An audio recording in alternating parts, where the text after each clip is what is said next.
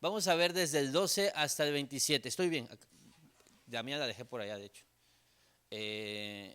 Desde el 12 hasta el 27 vamos a estar viendo hoy, pero ahora mismo voy a leer solo desde el 12 hasta el 14 y de ahí oramos y nos arrancamos, ¿sí? Dice desde el 12 hasta el 14, Juan 18, 12 al 14 dice: Entonces los soldados, su comandante y los guardias de los judíos arrestaron a Jesús, lo ataron y lo llevaron primeramente a Anás, que era suegro de Caifás, el sumo sacerdote de aquel año. Caifás era el que había aconsejado a los judíos que era preferible que muriera un solo hombre por el pueblo. Vamos a orar, iglesia. Señor, te pido que nos hables, que no sea yo, Adrián, que no sea la carne, que no sean ideas de un hombre, sino que tu palabra sea predicada con poder en este lugar, Señor. Todos venimos con quizá expectativas, con agendas, con necesidades, Señor, pero tú sabes lo que debemos escuchar hoy. Así que háblanos, Padre. Háblanos, porque necesitamos que tu Espíritu Santo nos convenza de esto. Hazlo para tu gloria. En el nombre de Jesús oramos. Amén. Amén. Algo que hacemos acá en Horizonte es que nos gusta llamar las cosas por su nombre, ser vulnerables.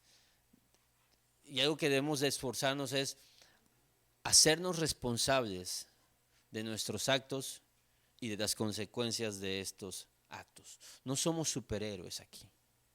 Somos gente normal que si vivimos lo suficiente, fallaremos tarde o temprano. No nos gusta victimizarnos. No debemos victimizarnos. Y debo decir algo.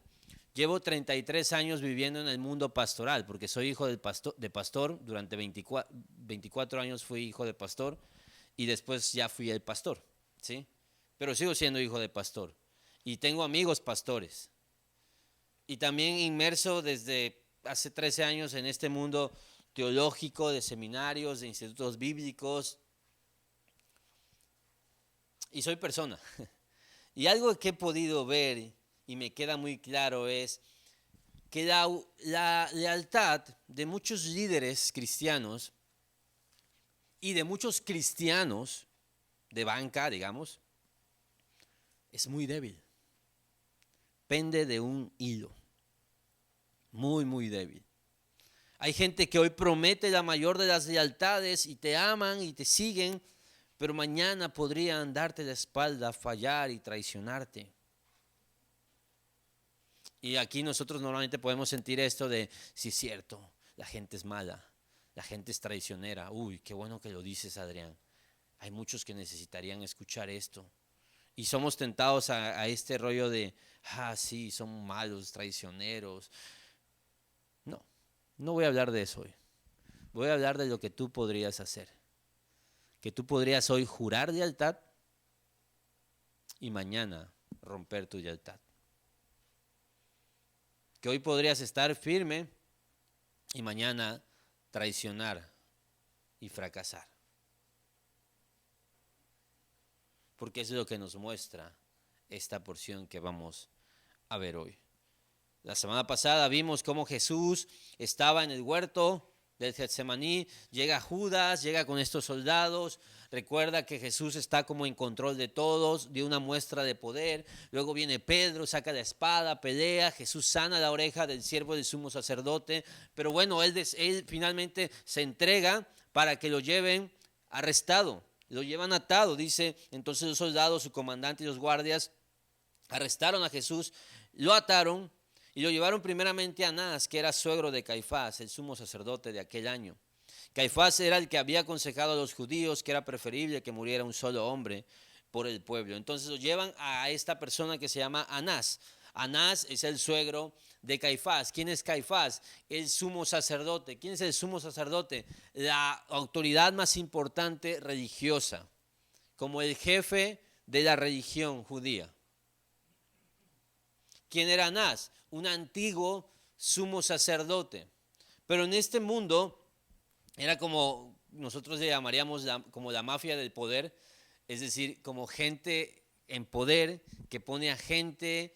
Y lo que hacía Anás era que había estado como en el cargo por mucho tiempo, pero luego lo dejó pero de alguna manera tenía poder todavía.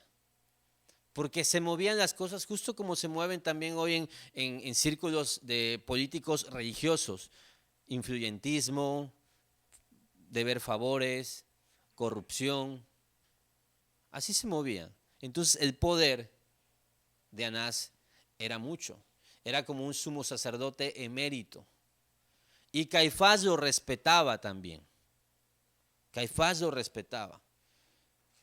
Y lo que vamos a ver aquí son distintos relatos. Primero tienen a Jesús en esta habitación donde está Anás y donde Anás va a ser el primero que va a tratar de hacer que Jesús declare cosas que permitan a los judíos establecer un juicio.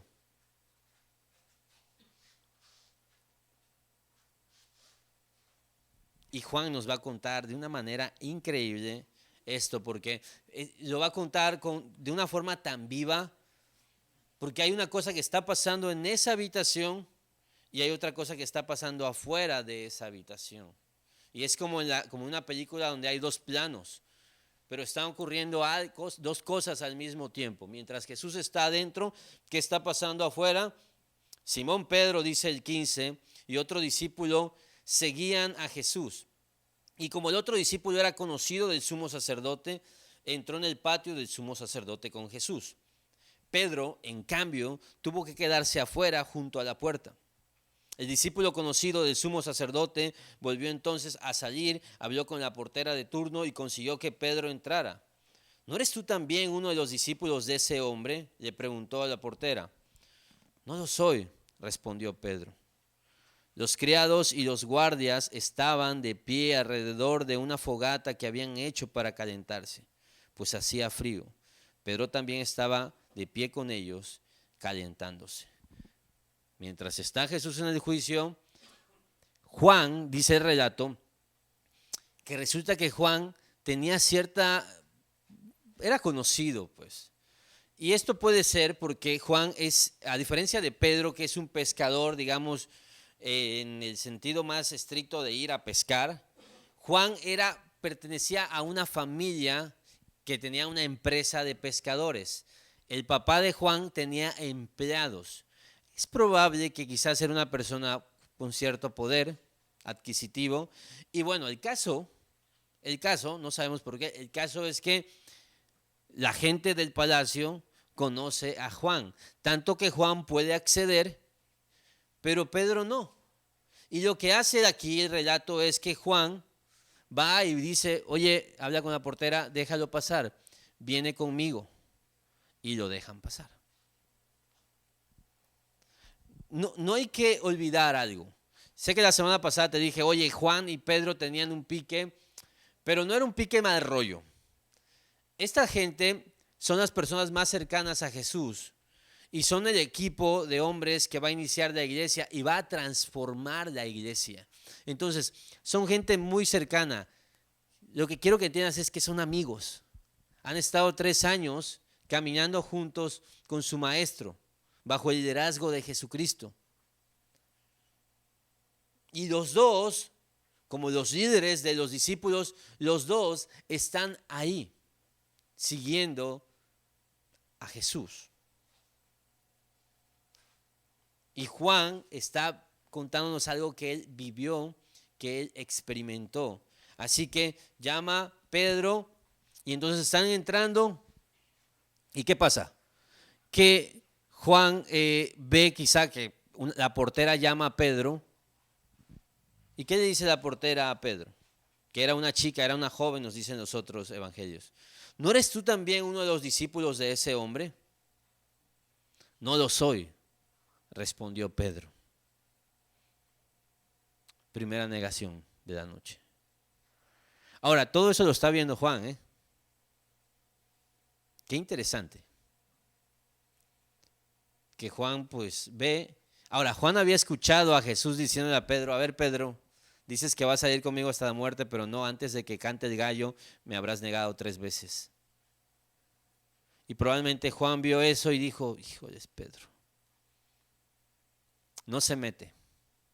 Probablemente con dolor está viendo la caída de su amigo Pedro.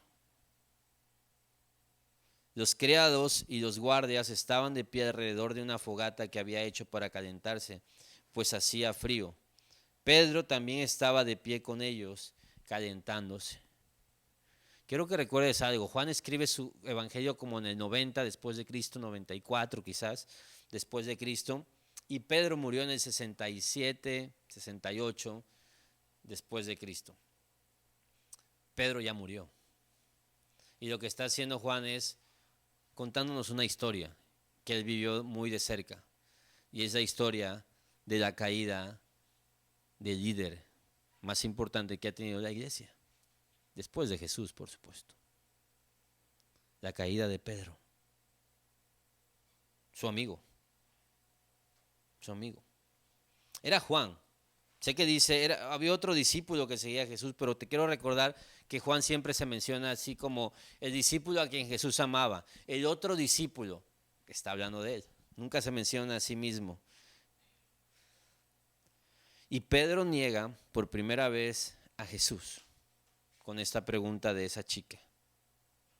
Mientras tanto, dice Juan, mientras tanto, el sumo sacerdote interrogaba a Jesús acerca de sus discípulos y de sus enseñanzas. ¿Qué es lo que quiere saber el sumo sacerdote? ¿Qué hacen sus seguidores? ¿Qué dicen sus seguidores? ¿Y qué es lo que enseña? Dice el 20, yo he hablado abiertamente al mundo, respondió Jesús. Siempre he enseñado en las sinagogas o en el templo donde se congregan todos los judíos. En secreto no he dicho nada. ¿Por qué me interrogas a mí? Interroga a los que me han oído hablar. Ellos deben saber lo que dije. Apenas dijo esto, uno de los guardias que estaba ahí cerca le dio una bofetada y dijo, ¿así contestas al sumo sacerdote? Si he dicho algo malo, replicó Jesús, demuéstramelo. Pero si lo que dije es correcto, ¿por qué me pegas? Entonces Anás lo envió todavía atado a Caifás, el sumo sacerdote. ¿Qué está ocurriendo aquí? Esta es la foto de la corrupción en su máxima expresión. Es un juicio. ¿A cuántos les gustan estas películas de juicios? A mí me fascinan estas películas donde hay como dos partes y donde tú sabes que hay alguien que no hizo algo y lo están acusando. Hace tiempo pude estar en un juicio. Fui llamado a declarar como testigo. Y es muy interesante, ¿no? Tú ves esas películas y ves estos estrados y ves el juez y ves todo esto. Y luego vas y ves, pues hay una mesita, una señora con una máquina casi una máquina de escribir, no, era una computadora. Windows 98 creo que usaba todavía, pero una computadora escribiendo lento, un mundo de papeles y todo eso. Quitando todo eso, lo demás es muy parecido. Está el clásico abogado gandalla y están los buenos. Yo era de los buenos, ¿sí? Y es tremendo cómo estos abogados gandallas empiezan como, quieren que te contradigas, quieren que digas algo malo. Y me empezaron casi y empiezan a amenazarte sutilmente. ¿Cuál es su dirección? No pueden dar, decía la juez. No, pero quiero saber si... ¿Y tienen seguridad? Me preguntaba el abogado, así como intimidando, ¿no? Y, es pastor. ¿Cuál es su registro? Me dice. En las asociaciones religiosas y no sé qué. No tenemos, le dijo. ¿Sí sabía que es ilegal? Me dice. No es ilegal, le dijo. ¿Qué es la iglesia? Me pregunta. Y yo dije, uy, papá, ¿para qué me preguntaste eso? Y saqué la carta así de... La iglesia, y obviamente la señora así como, ¿qué es la? Y todo así como, todo van escribiendo. La iglesia viene del griego eclesia, le digo, que significa y empiezo a darle así como, y el cuate se decía, híjole, este cuate no se la voy a ganar, y era una tras otra. Y digo, no somos esa clase de iglesia, somos un grupo de gente que se reúne a escuchar de Jesús. El caso es que me di cuenta de lo tremendamente corrupto que es ese sistema. ¿Y sabes algo? Estaba ahí como el acusado, por decir de una manera, Y yo veía que la señora, la que estaba ahí tecleando lo trataba de, ay, ¿cómo está? ¿Cómo no sé qué? Y yo decía, ¿qué onda con esto? Yo acabo de llegar también y a mí no me tratan tan bien. Pues resulta que este cuate le llevaba sus desayunos a la señora, quién sabe desde hace cuánto. Y se fue ganando su favor. Qué asco. El sistema caído, corrupto. Podría contarte muchas cosas más de cómo está eso. Y yo veía esto y digo, wow, es lo que están haciendo aquí. Tienen a Jesús encerrado. Es como si quisieran sembrarle unas pruebas. ¿Por qué? ¿Cómo debía ser un juicio correctamente y legal? Para empezar, no debía estar Anás, que es el suegro del sumo sacerdote. Este sumo sacerdote emérito. Debía estar Caifás, el sumo sacerdote oficial, para empezar. Pero otra cosa, nunca se le preguntaba nada al acusado. La ley decía que tenías que tener testimonios. Si tenías testimonios de 2 o 3 testigos que coincidían, entonces tenías ya una evidencia. ¿Cuál era la acusación que tenías que hacer? Era la acusación del Talmud de falso profeta. Es lo que querían decir de Jesús. Y para eso decía el Talmud que el falso profeta tenía que embaucar secretamente o engañar al pueblo. Y el castigo de ese delito era la muerte. Entonces lo que quiere Anás es pues decir que Jesús afirme casi que él estaba actuando en secreto, y lo que Jesús les dice, oye, si quieres hacer un juicio correctamente tienes que ir y preguntarle a mis seguidores, porque lo que yo he dicho lo he dicho públicamente y ustedes estaban ahí escuchando en las sinagogas. ¿Por qué me preguntan algo que ustedes ya saben? Aparte, no me tienes que preguntar a mí. Legalmente yo no tengo que declarar. Es lo que les está diciendo Jesús. Está tratando de llevar las cosas con rectitud. ¿Qué pasa? Este soldado le da un cachetadón, lo cual da mucho coraje. Y Jesús dice, ¿qué hice? ¿Por qué me pegas? A mí me sorprende el carácter de Jesús, su control soberano. Él es el rey, él está en control de todo, él no es una víctima. Quieren volver una víctima de un juicio corrupto, pero él tiene control de todo. Él es un máster, ¿sabes? ¿Y qué pasa? Él quiere sostener la verdad. Dije algo incorrecto, le dice al guardia. ¿Por qué me pegas? ¿Sabes qué pasa con este juicio? Está en un punto muerto. Y Anás dice, no pude. ¿Sabes qué va a pasar después? Caifás tampoco pudo. Después, Pilato tampoco pudo. Y Pilato finalmente tiene que decir, ¿saben qué? No he hallado ningún mal en este hombre, pero lo van a matar. Lo que quieren es matarlo, y lo que Jesús les está dejando claro aquí es, yo no estoy huyendo yo doy mi vida, pero quiero que sepan que están asesinando a un hombre. Y lo tienen muy claro. Primer fracaso.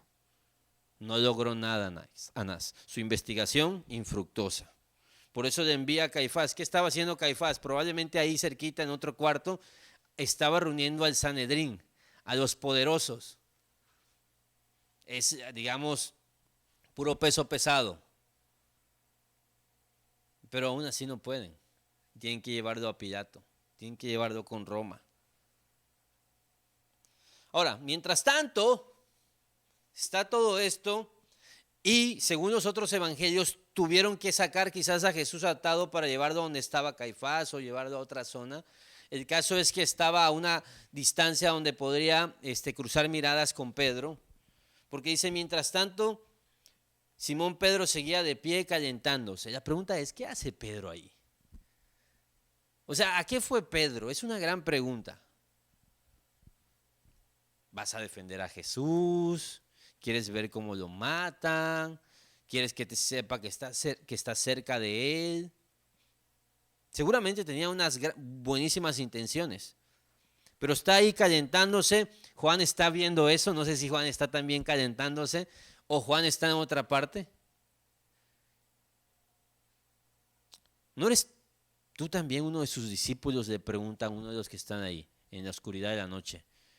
Ahora, quiero que entiendas que si había alguno de los discípulos que debían conocer, era a Pedro. Si conocías a Jesús, muy probablemente conocías a Pedro. Estaba en todas las fotos. No lo soy, dijo Pedro negándolo. No lo soy. Pero viene otro y ya viene, ya segunda negación, no lo soy. Y viene la tercera, que ahí sí se la puso difícil el diablo, o Dios. Uno de los siervos del sumo sacerdote, pariente de Malco, aquel a quien Pedro le había cortado la oreja. Imagínate.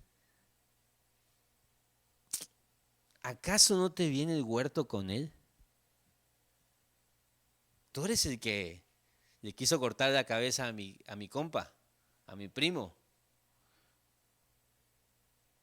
Y si Pedro lo había negado con la portera que le abrió la puerta nada más, pues aquí pone el último clavo en el ataúd de su fracaso y su caída. Pedro volvió a negarlo. En medio, dicen los otros evangelios, quizá Jesús está saliendo y se vieron, cruzaron miradas, cantó el gallo. Se cumplió lo que Jesús había dicho. Oye Jesús, yo voy a estar contigo hasta la muerte. Yo voy a ir contigo, pase lo que pase. No, Pedro, me vas a negar 3 veces y después cantará el gallo. Y se confirma aquí una de las caídas más estrepitosas de un líder y seguidor de Jesús. Un comentarista dice esto: Juan ha construido un impresionante contraste en el que Jesús se resiste a sus interrogadores y no niega nada, mientras que Pedro se acobarda ante ellos y acaba negándolo todo. Entonces, hagámonos esta pregunta: ¿cuánto cuesta tu lealtad? ¿Cuánto cuesta tu lealtad? Anás y Caifás los tenemos aquí. Tienen sus propios intereses. Tienen una agenda. Tienen una búsqueda de cosas.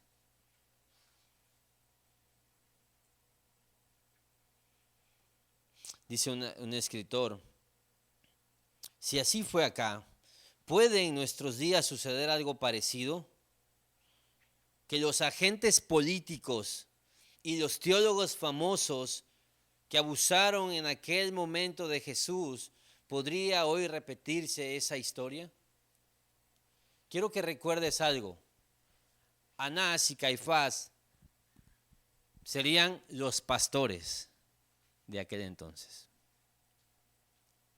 Son las personas con el mayor poder y autoridad moral, ético y espiritual de la nación. No hay nadie que presuma o que aparente estar más cerca de Dios y que defienda tanto la ley o la Biblia, digamos, como estos cuates. Es más, fariseos, saduceos, por ejemplo, los fariseos, el Sanedrín está compuesto con fariseos y saduceos. Los sumos sacerdotes normalmente eran saduceos. Pero por ejemplo los fariseos, la otra parte del Sanedrín, los que gritaban crucifíquele después, esa misma noche, 150 años antes, Grecia, o la idea de los griegos, su helenismo, y comandados por Roma también esta mezcla, querían cambiar los valores de la religión judía. Querían sembrar algunas nuevas ideas. Querían modernizar los puntos de vista morales. ¿Y sabes quiénes son los que protegieron la ley de Dios para que eso no se corrompiera? Un grupo llamado los fariseos. Ellos decían: no, la Biblia es lo más importante. La ley, obviamente, no la Biblia. La ley es lo más importante. No, la devoción a Dios es lo más importante. Es más, no puedes mencionar el nombre de Dios, tienes que respetarlo. Los saduceos eran todavía más intensos. Ellos tenían todavía un sistema de pensamiento más cerrado. Ellos decían, si no lo dice explícitamente la Torá, el Pentateuco, los 5 primeros libros de la Biblia, si no lo dice ahí, no lo creemos. El sumo sacerdote en sí mismo, el ministerio de estos sacerdotes eran ser intercesores entre el pueblo de Dios y Dios. Eran quienes acercaban al pueblo a una relación con Dios.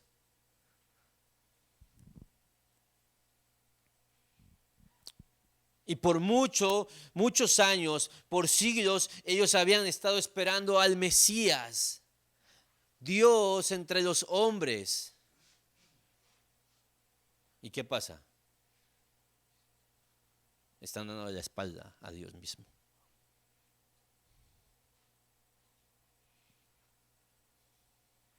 Es una historia de conveniencia, secretismo con fines fraudulentos, intrigas, conspiraciones.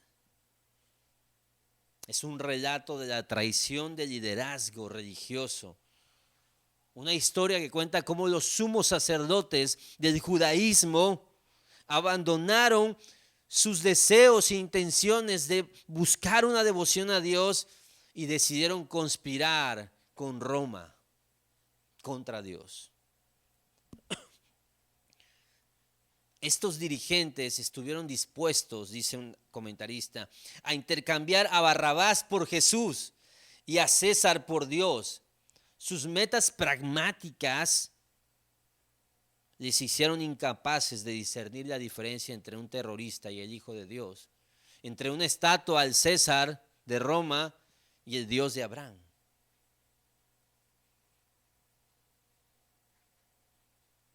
¿Qué es lo que ha hecho Juan en los primeros 18 capítulos de su evangelio? Contándonos, lo que ha hecho es estar contándonos quién es Jesús, qué dijo y qué hizo. Y esas pruebas son las pruebas que tienen estos dirigentes.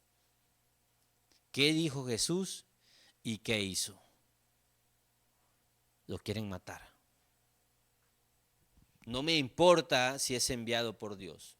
Hace mucho que ya Dios no me interesa. Tengo mi propia agenda, mis propios anhelos, mis propios intereses. He traicionado mi llamado.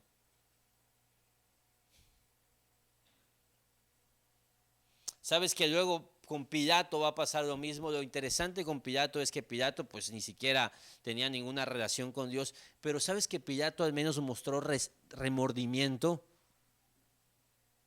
Mientras que los religiosos, los que oraban, los que leían, entre comillas, la ley de Dios, son perversos.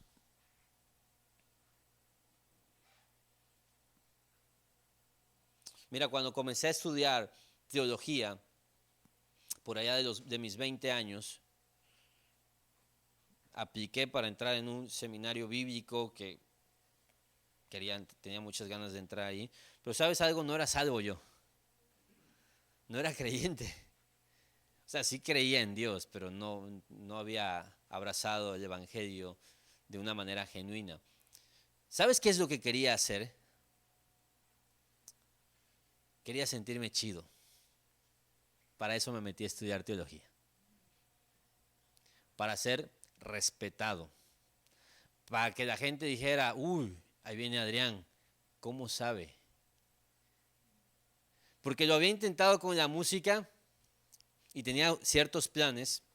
Mis papás pues no querían, pero yo ya tenía ciertos planes junto con otro compañero que él sí logró esos planes y gracias a Dios el Señor lo salvó y no se perdió, pero yo estaba perdidísimo. Pero reprobé la prepa en el último semestre y el Señor me humilla, me tengo que meter a trabajar en un cibercafé en la colonia así, el Tepito de Comalcalco. Ahí estaba yo en un cibercafé. Literal vi a gente llegando así, le rompían botellas y pues la gente seguía en la computadora mientras otros se agarraban a golpes ahí en el cibercafé. Y ahí Dios me pulió. Me meto a estudiar y Dios, que es bueno, me salva y me humilla y me quebranta y me doy cuenta que era una tontería lo que estaba queriendo hacer y, y estuve, mira, fueron 4 años donde no hice nada de ministerio, sino que estuve estudiando y Dios me quebrantó porque aparte andaba con una chamaca bien perdido yo. No voy a contar mi testimonio aquí, pero que está medio aburridón, pero pues hay algunas cosas interesantes. Pero lo que quiero decirte, ¿por qué te digo esto? Porque sé de esto. ¿De qué? De lo hipócritas que pueden ser teólogos y líderes. Mira lo que dice aquí. Como expertos bien versados en ética, estos cuates han aprendido a darle la vuelta a las cosas, siendo como teólogos avanzados en el uso del lenguaje religioso, saben manipularlo para consumo público. Por allá de los 90, finales, estudiando esto, había una referencia a Bill Clinton y veía un discurso de Bill Clinton donde hablaba como de moralidad sexual, ¿no? Así como dando lecciones de moralidad sexual. Cuando posteriormente, días después, se reveló que el cuate estaba viviendo una relación de inmoralidad sexual con alguien de su gabinete, de ahí que servía, que trabajaba con él. Y te digo algo, y si no yo creo que ya lo sabes, no te voy a lastimar tus oídos puros. Hay un chorro de líderes religiosos que así se las gastan. Vienen acá desde el púlpito a decir y a tirar cosas y a decirte cómo debes de vivir, pero llevan vidas ocultas. Tienen una agenda personal y están dispuestos a darle la espalda a Dios y a la piedad con tal de conseguir sus propios intereses. Y es lo que pasa aquí con estos cuates. No perdamos de vista, porque siempre pensamos, no, son los malos. Se supone que eran los buenos. Ese es el tema, pues. O sea, no eran los malos. El malo era Pilato.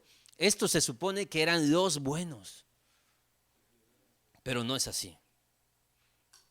Y tú dices, sí, qué bueno, que a mí me encanta cuando hablan y exponen a falsos profetas, ¿no? Me fascina y por eso yo todo el tiempo ando viendo así como, ahora van a hablar de este y hablan de... Yo sé que eso es como ese morbito. Ya está pasando de moda, pero hubo un tiempo que generaba buena monetización para algunos ministerios estar como hablando todo el tiempo de falsos.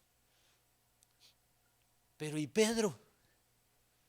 Ok, ya, el pastor, sí, yo igual, y yo no sé si tú, Adrián, ¿cómo sé que puedo confiar en ti? Pues es tu bronca si confías o no en mí, ¿no? No sé, no me voy a poner aquí a defenderme, ¿no? Pero ¿y Pedro? El amigo de Jesús. Pon tú los líderes. Uy, sí, qué malos son los líderes. Pero ¿y Pedro? El que está con Jesús. El cristiano, entre comillas, común. El que hoy dice, yo a Jesús lo voy a seguir siempre. Yo a Jesús nunca le voy a dar de espalda. No, decido por ti, Jesús. Quiero servirte, quiero serte fiel. Pero a la primera de cambio, le da de espalda. ¿Sabes cuál es el tema de líderes que caen? No es que sean diferentes a los Pedros. Es que Pedro tiene que caer y ser restaurado para luego poder ser el líder que Dios necesita. Pero hay unos que se meten sin haber pasado por este proceso. Ahora, quiero decir algo en nota de balance. Dios es un Dios que le encanta restaurar, ¿sí? La gente puede fallar y líderes pueden fallar y Dios restaura. Nada más quiero dejar eso claro, porque hay una gran diferencia entre un Pedro líder que cae, al cual Dios levanta y restaura, a sumos sacerdotes que se corrompen y siguen lucrando con las personas, y a Judas, que no van al arrepentimiento, ¿sí? Porque algo que he podido ver como pastor, pero también para bien y para mal. He podido caminar con amigos pastores y sabes qué es, ha sido una travesía, es un tren y vamos todos allá aferrados, así como los que van en el tren este de la bestia, así como agarrados y vamos todos. Pero en este trayecto he visto a muchos amigos, gente muy querida, caerse. Conversaciones que no debieron tener, temas de orgullo, mentiras, adulterio, y ha sido doloroso. Ha sido doloroso porque alguna vez vi a muchos de ellos decir, Jesús, tú eres lo primero. Jesús, yo te amo. Jesús, quiero servirte. Pero es que nuestra lealtad va a ser puesta a prueba todos los días.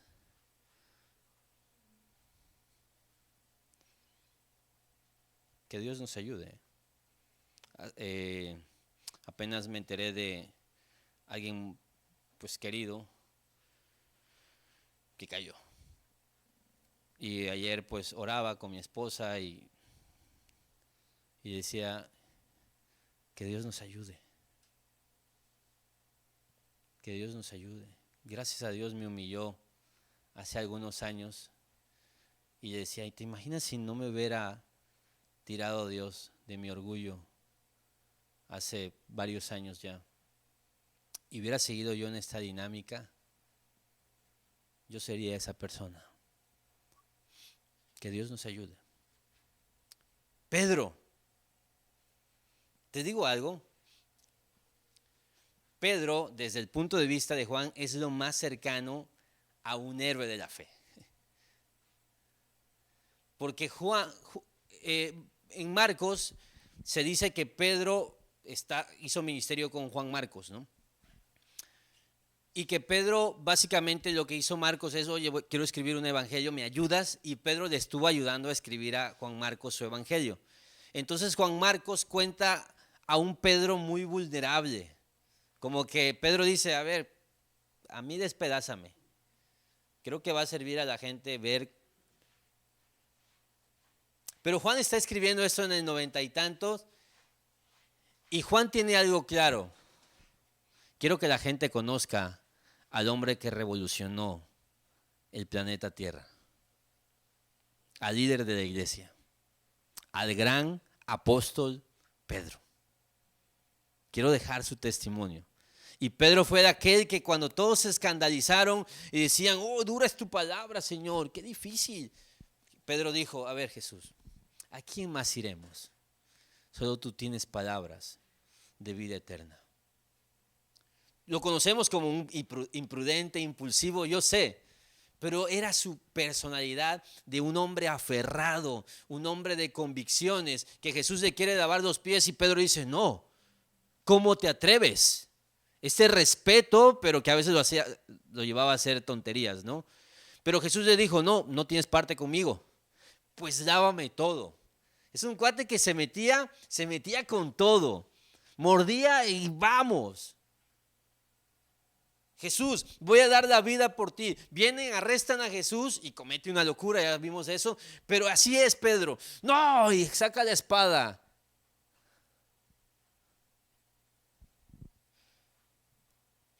Y quieras o no, ahí está. Ahí está de cerquita. ¿Qué estaría tramando? No lo sé. Quiero que entiendas algo. Pedro es una advertencia para todos. La negación y el colapso de la fe son siempre una posibilidad aún para el más fuerte de los discípulos. Quiero que te quede algo claro. Nadie tenía más convicción que Pedro. Y por eso el diablo fue un día con Jesús y le dijo, no le pidió a Mateo, digo, Mateo es lo máximo, ¿no? Pero no le pidió acá a Jacobo, dame chance de zarandear a Pedro. Jesús podría haber dicho, no, no te metas con el líder, mira, iba a decir, lo voy a decir, yo sé que me vas a entender, Jesús tiene buen colmillo, ¿no? Y Jesús sabe ve con Pedro. No hay mayor advertencia, mayor estatuto y también no hay lección más importante que vaya a vivir él. Y le dice a Pedro, Pedro, nada más te quiero avisar que Satanás me pidió zarandearte y le di permiso. Pero dice, voy a orar por ti para que no caigas.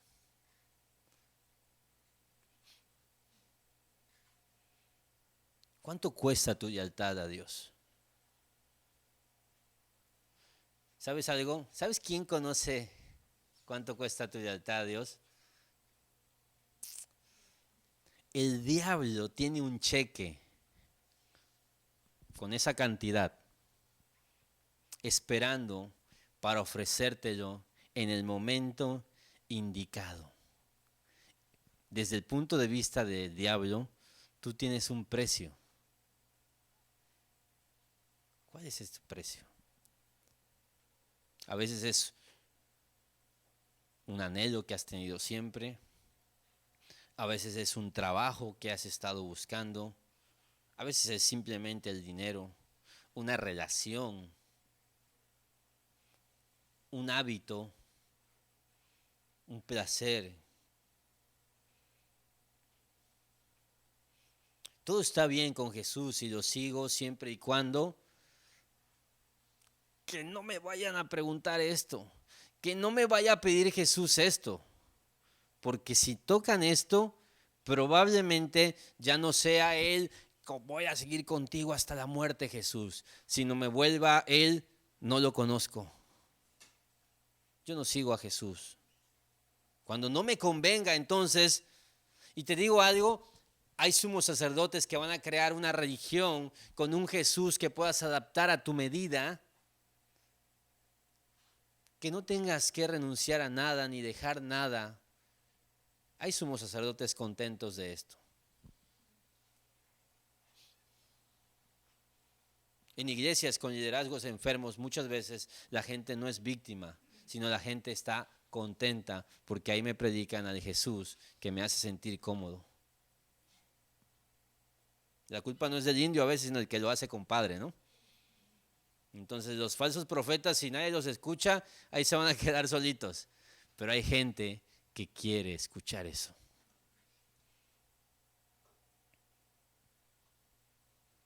Jesús se ofrece como la verdad, pero tú dices, híjoles, no.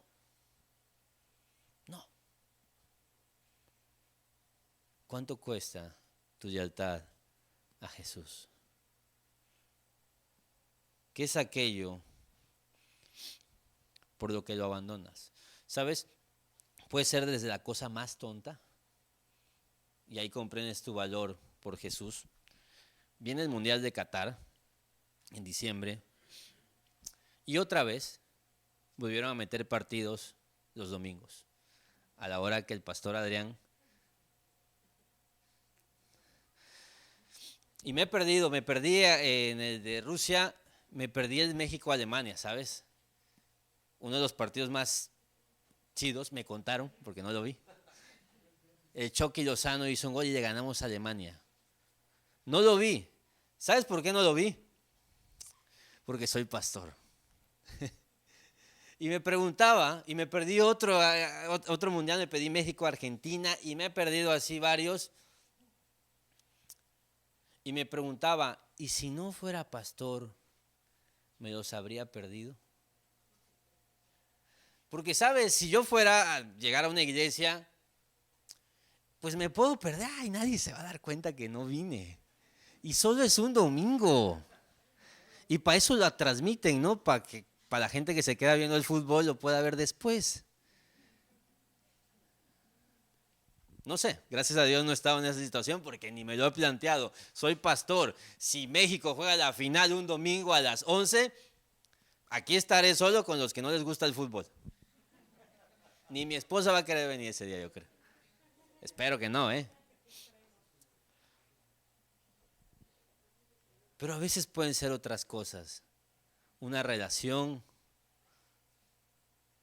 ¿Sabes? Yo estuve 5 años en una relación que yo sabía desde el primer día, porque me lo dijo Dios a través de mis papás, Eso no es de Dios.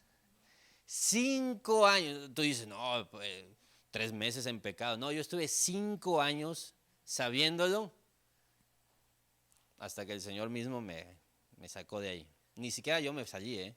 El Señor me sacó. Si no, quién sabe dónde estaría ahorita. ¿Cuánto cuesta nuestra lealtad? ¿Por qué estaríamos dispuestos a traicionar a Jesús? Judas fueron 30 monedas. Cuídate del día malo, cuando la tentación, el deseo y la oportunidad coinciden. A veces tienes tentación y tienes deseos, ¿no? Tienes ganas, pero no tienes chance. ¿Sabes que hay gente que no ha cometido adulterio? No ha cometido adulterio por varias cosas. No tienen para pagar el motel. Algunos, gracias a Dios, están feos, entonces no tienen chance. Pero deseo y tentación están. Ahora, hay veces que hay oportunidad, pero ni siquiera hay deseo. Vas a la playa y hay un chorro de mujeres en bikini. Y están ahí, pasan a ti. Y tú estás feliz con tus hijos, jugando, y ni te pasa por la mente. Estás feliz, gracias Dios, porque pudimos tener vacaciones. Qué bueno eres, hiciste tu devocional. Y se te puede pasar ahí quien sea y tú... Hay oportunidad de ver, pero no hay deseo, ni siquiera hay tentación. Pero hay veces que tienes ganas, el diablo viene a tentarte y aparte tienes chance. Ese día es el día difícil. ¿Y sabes algo? Esos días llegan. Hay dinero ahí, híjoles, pero hay cámaras. No hay cámaras, está ese dinero, nadie está viendo, lo necesito, he estado pidiéndole a Dios que me mande.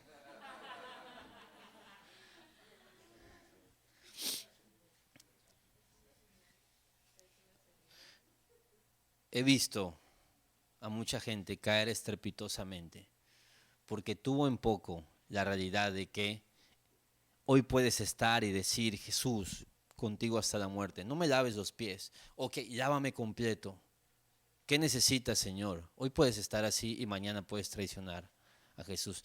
Por eso te digo algo, hay del día que yo no me levanto y doblo mis rodillas empezando mi día. Tengo temor de Dios y tengo temor de mí mismo. Y ese deberías de tener tú también, ¿sabes? Y que esté firme, mire que no caiga. No te confíes. No pienses que estás más allá del bien y el mal. No pienses que tú sí puedes tener esas conversaciones. Tú sí puedes tener, hombre, tú sí puedes tener amiguitas. Ah, es mi amiguita. ¿Cómo estás? Qué guapa te veía. Ah, sí, tú también. Yo sí puedo, a mí no me pasa nada. No, yo sí puedo ver estas escenas en las películas. No, ni que fuera un chamaco queso. Yo ya estoy más allá. Yo sí puedo. Yo sí puedo aceptar esta oferta de trabajo. No, es que te puedes alejar de Dios. No, no, no, ¿cómo crees? Yo sé, tengo mis convicciones. ¿Quién te crees que eres? ¿Más que Pedro? De verdad, ten temor de ti mismo. Pero ¿sabes qué me fascina de esta historia? De la gran caída que seguramente con mucho dolor Juan cuenta, pero con mucha alegría Juan se encarga de contarnos la restauración de Pedro. Y mira, vamos a terminar, porque esto tiene que terminar, la gente feliz para comer tranquilos hoy. Vamos a Juan 21. Jesús quiere restaurar a su gran amigo. ¿Sabes qué es lo que me encanta de mi buen Jesús? Que Él siempre tiene en la mira dos cosas. Hay dos propósitos de las caídas. El temor de Dios, que tengamos temor de Dios, ¿sabes? Dios no está jugando y el diablo tampoco. Deja de confiarte. Y otra cosa, restaurar. A Dios le fascina restaurar.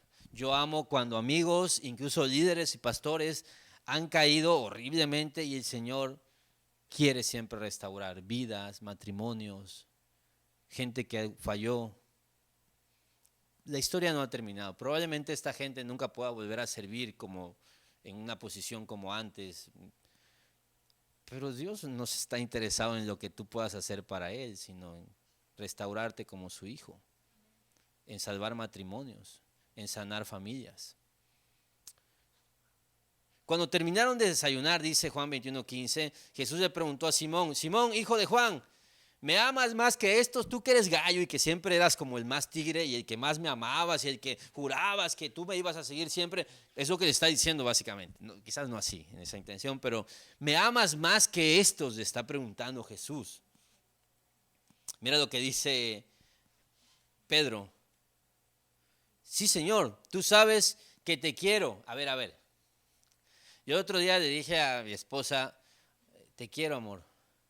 Y ella me dice, así, ¿pasa algo?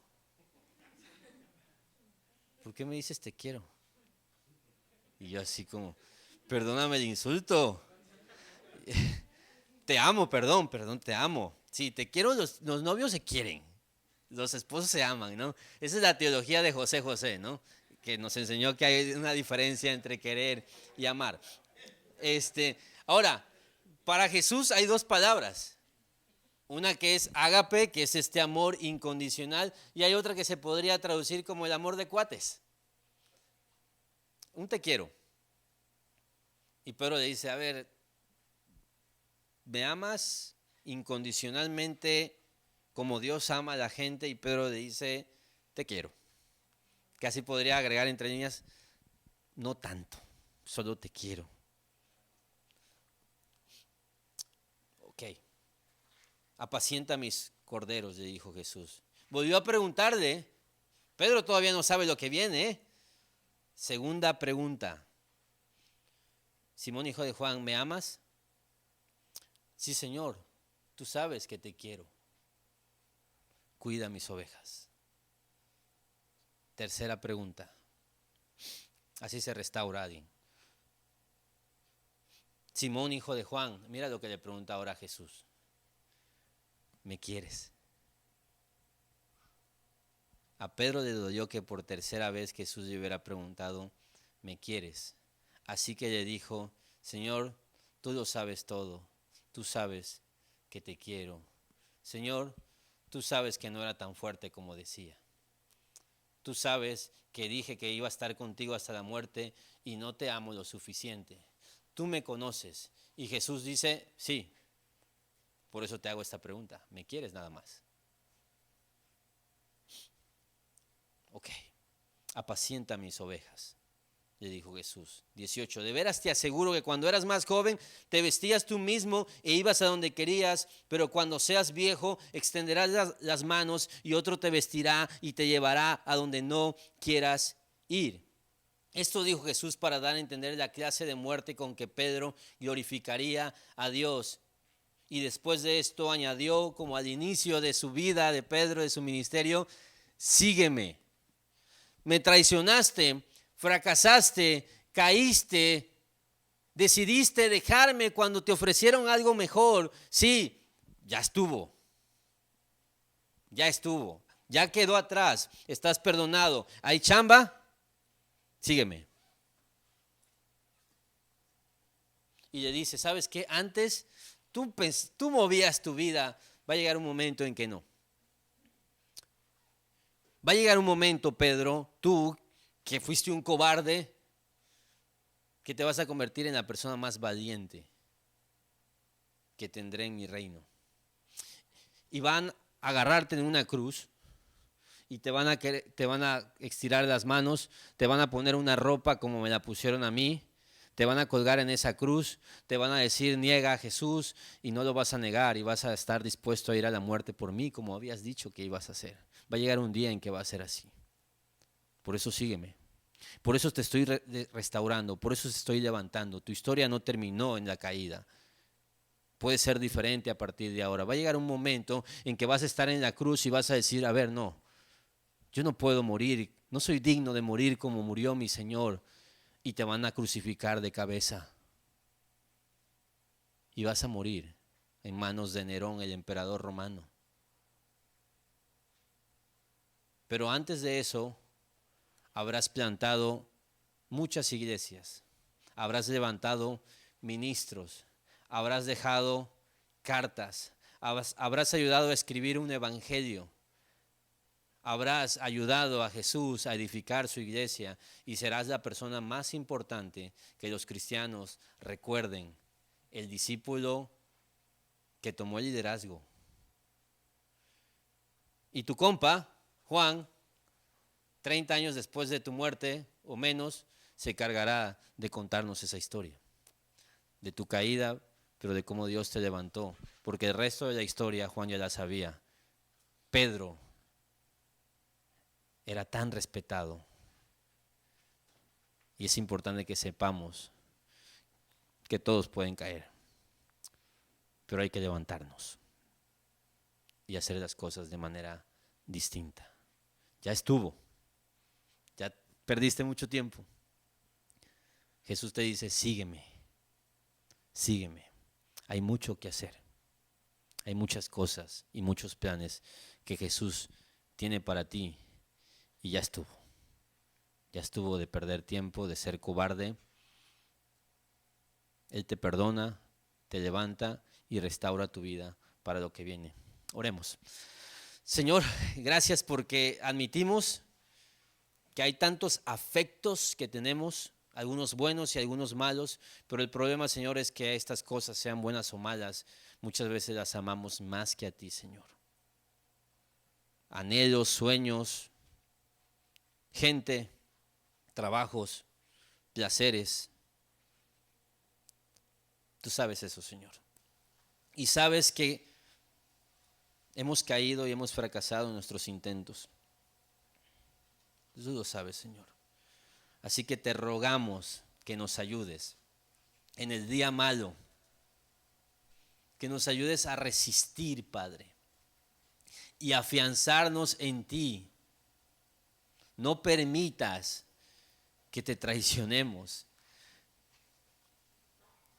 Líbranos del mal. No nos dejes caer en tentación.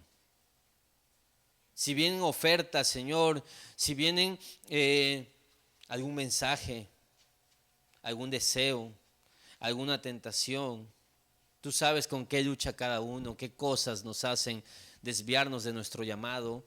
Tú lo conoces, Señor. Te rogamos, Padre, porque sí, Señor. Muchas veces hemos dicho esto, que ya no te vamos a fallar, pero igual y lo hemos hecho, así que ayúdanos. Danos esa fuerza que no tenemos. Y si hemos de caer, Padre, ayúdanos a recordar que nuestra historia no termina con una caída. Ayúdanos a no tomar los pasos de Judas, que no se arrepintió, los pasos de los sumos sacerdotes que decidieron perseverar en su pecado. Ayúdanos a ser como Pedro, que entendió que tu amor por él era incondicional, que lo amabas a pesar de lo que había hecho y que tres veces lo hiciste confirmarte que sí, que te quería. Levántanos, restáuranos y ayúdanos a serte fieles. Te pido, Padre, en especial por aquellos que han caído y ahora mismo están en esta etapa de no saber. Ministros, Señor, hermanos, siervos tuyos que cometieron errores, Señor, que destruyeron sus vidas por malas decisiones, restáurales, Padre. Sé tú con nosotros, tu iglesia Horizonte, que te necesita, porque entendemos que nuestra lealtad, Padre, pende de un hilo y ese hilo depende de ti, Señor. Ayúdanos entonces, Padre, en el nombre de Jesús oramos.